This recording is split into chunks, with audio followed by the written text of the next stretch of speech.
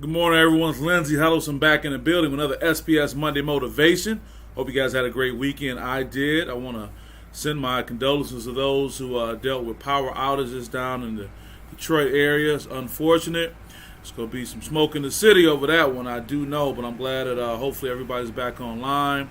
Had a great weekend. I was in Ann Arbor. Shout out to Ann Arbor Huron, my guy, Coach Mo. I'm going to spend some more time with the Huron family in the coming days, and got to hang out with my daughter down there too. We had a great time visiting Ann Arbor, the game, the dinner, and all that. But what are we talking about here today on this Monday Motivation? Who do we have here?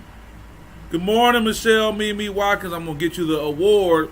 You know, we had the NAACP Lifetime Achievement Award. Got to get you that award, Michelle, for being so supportive. And I got my guy, Coach Kevin Marshall, in the building. Good morning, good brother. How you doing?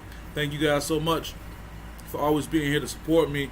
And today's discussion is about increasing emotional capacity. That's right, increasing emotional capacity. I always talk about, this my topics being from the headlines or from my actual life.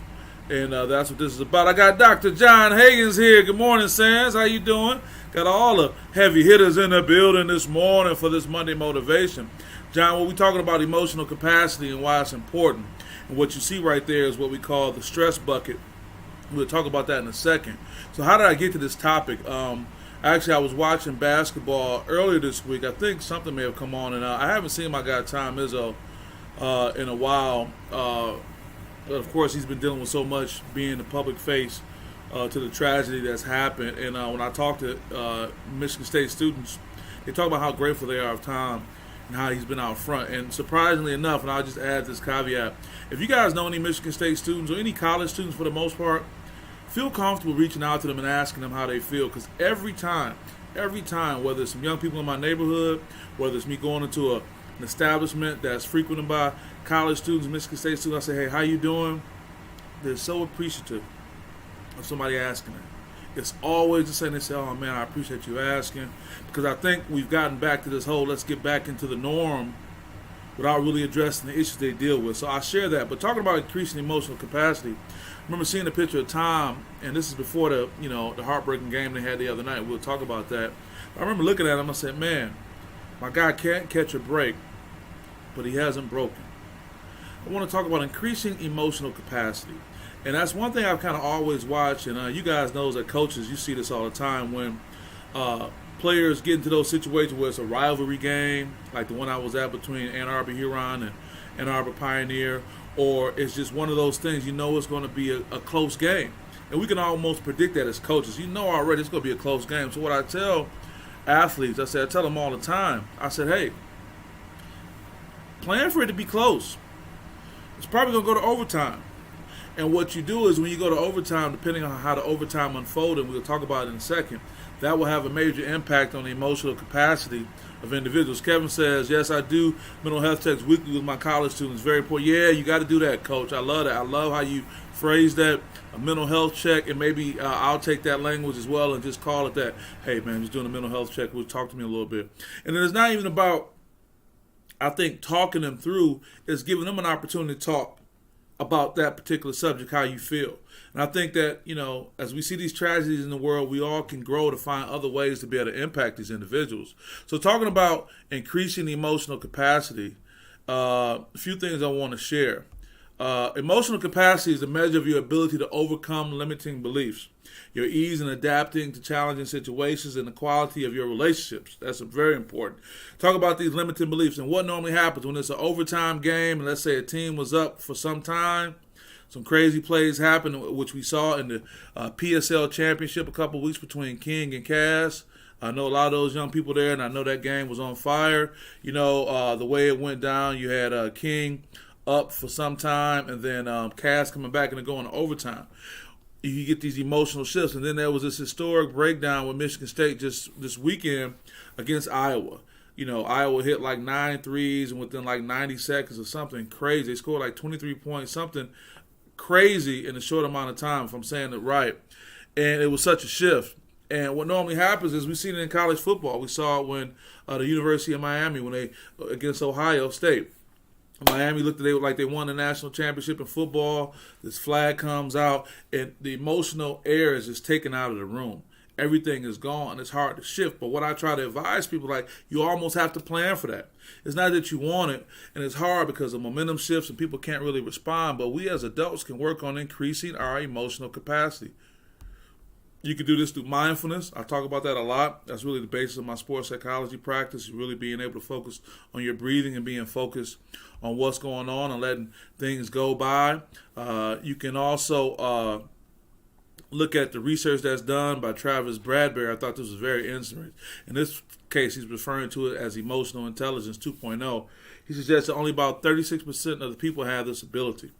So that would make sense with the people I have on my timeline, like right now. Michelle, I got Coach on the timeline as well, Coach Marshall and Dr. John Hagins. I mean, that only represents a small segment of everyone. Everyone can't really be prepared for this, but we can work on that. So how do you increase your emotional capacity? Get to it, Lindsay. Several things you can do. You can practice observing how you feel. How often do we really say, okay, man, how do I really feel right now? I know I'm not really feeling my best self, but how do I feel? Pay attention to how you behave. How am I treating people? Am I being outgoing with people? Am I being short with people? How am I in my personal relationships? Question your own opinions. Like, Lindsay, why do you feel that way? You're quick to say that, but where are you at? Because we have to understand, too, the person we were 5 years ago is not the person we are now because of life experiences and just our own growth. Also, take responsibility for your feelings. Ooh, that's tough. Owning your feelings, being accountable, hey, that's some tough interpersonal things you need to work on. And also take time to celebrate the positive. So often we can get caught up in what we don't have and we stop focusing on what we do have.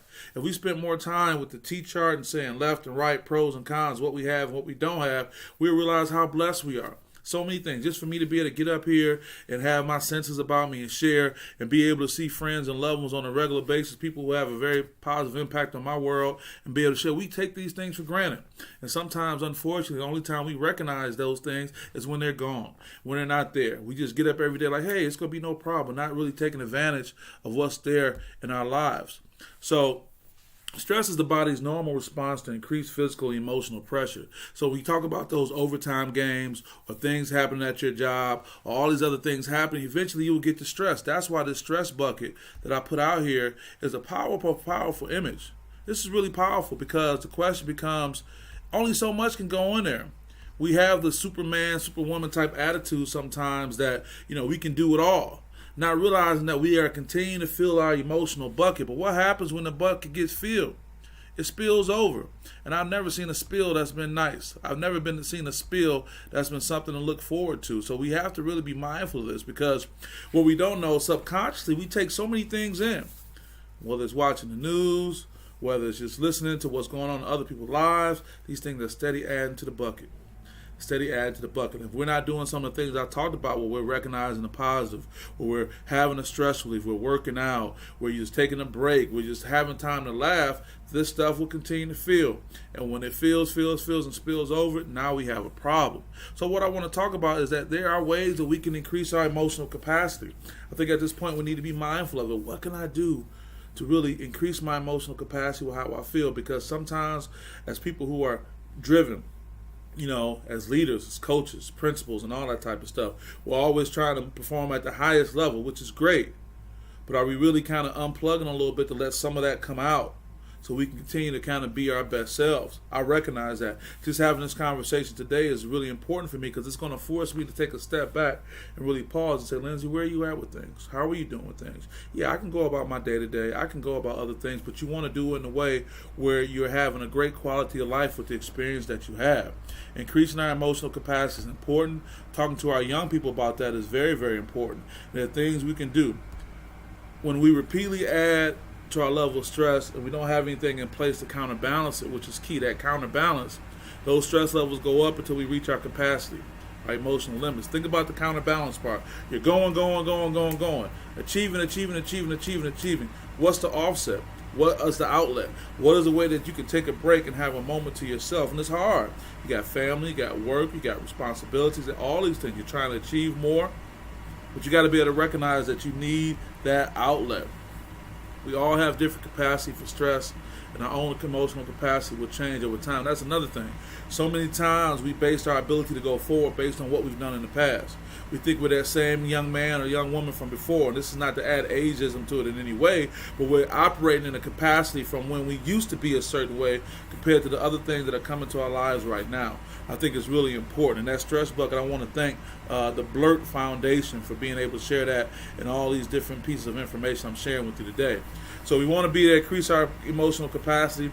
Know sometimes the game of life is going to go into overtime.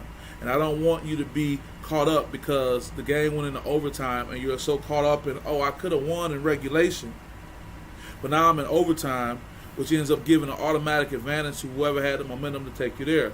Expect some things are going to be tight, and I know what it is as a coach and as an athlete, just someone who watches the game. Yeah, it's always great when you can win a basketball game by 20 points, but it doesn't happen like that because people want to compete. So we have to increase our emotional capacity to be able to deal with all these things that are going back and forth. So when things get tight, it doesn't overflow and doesn't spill. We can say, hey, man, it's going to be a tight game. We knew it was going to be a tight game. Let's just really be prepared for that. And as my good friend Norm Lipscomb used to say, he used to be on the governor's detail. He would say, you got to always have something left in the tank. He was referring to being the governor's security personnel. And if he went jogging or running with the governor at one point in years past, he had to always be ready to kick in a little bit more. And I think that's what we have to think about. We got to always be able to have a little bit more. This is not having a doomsday mindset, bad things are going to happen. But just know that, we're intelligent enough, we have enough life experience to know, hey, it's going to be some extra.